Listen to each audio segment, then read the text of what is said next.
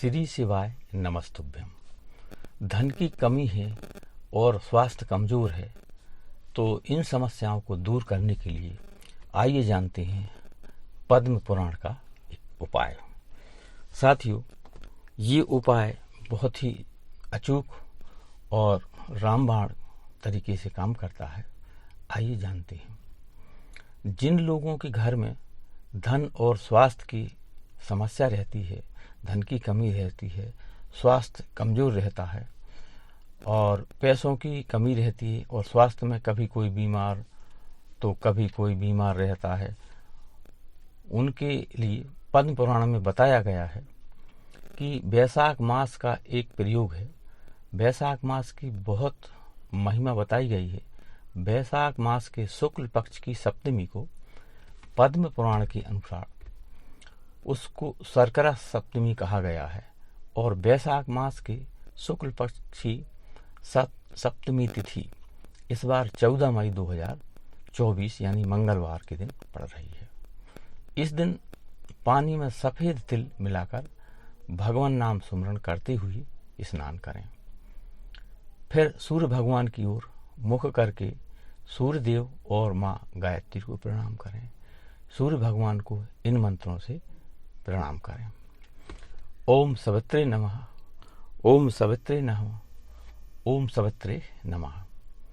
विश्व देव मयो यस्मात् वेदवादीति पठ्यसे तवे माँ मित सर्वस्व मतः पाहि सनातना।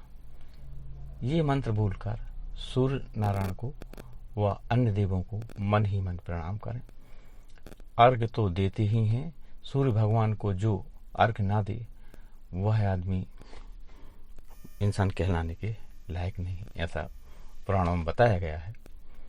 ये कर लिया तो दूसरे दिन को ही हो सके तो अपने हाथों से दूध चावल की खीर बनाकर उसमें थोड़ा घी डालकर, भले थोड़ा सा हो, ज़्यादा ना डालें, हो सके 1 चम्मच डाल दें और किसी को 1-2 व्यक्तियों को खिला दें।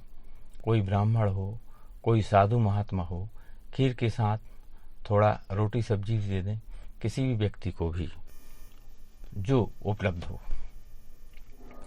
वैशाख शुक्ल सप्तमी को ही सुख और आरोग्य की वृद्धि के लिए पद्म पुराण में इस सप्तमी को कमल सप्तमी भी कहा गया है।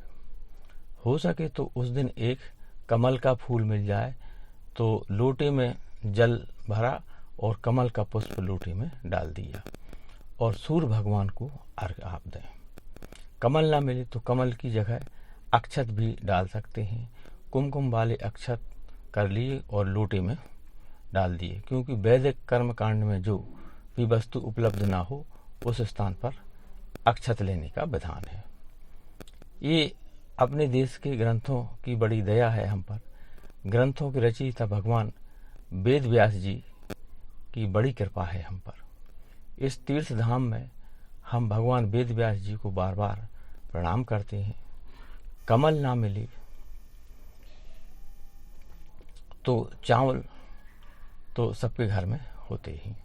कुमकुम वाले चावल लोटे में डाल दिए और सूर्य भगवान को जल देते समय ये मंत्र बोलें।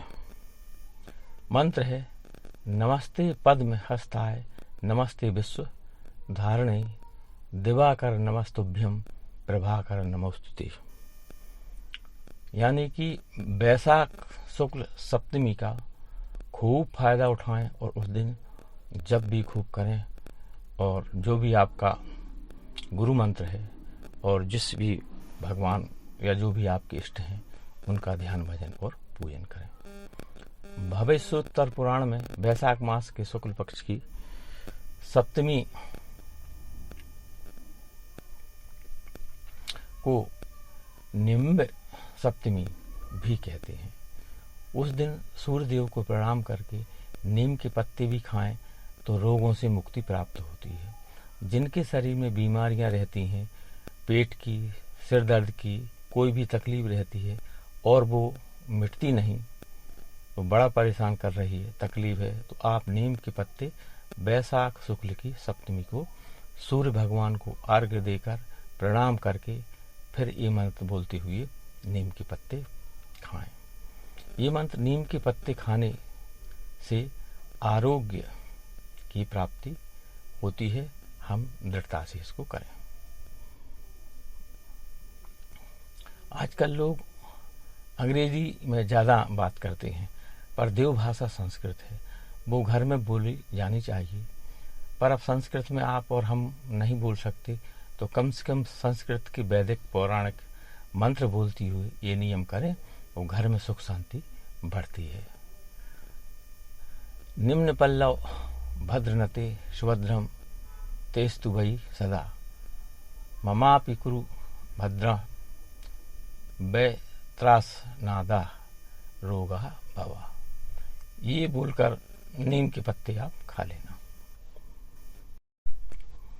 नीम के बढ़िया सुबह कोमल कोमल पत्ते तोड़कर लाएं, स्वयं खाएं और परिवार के लोगों को भी दें।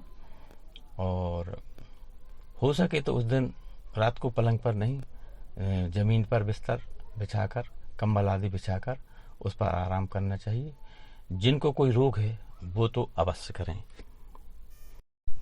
तो साथियों, ये थे, यदि धन की कमी है या स्वास्थ्य में कमी है तो ये छोटे छोटे उपाय करने से आपकी ये समस्याएं ईश्वर की कृपा से समाप्त होगी और धन धान्य की वृद्धि होगी और सुख आरोग्य में आपकी वृद्धि होगी। श्री शिवाय नमस्तुभ्यम।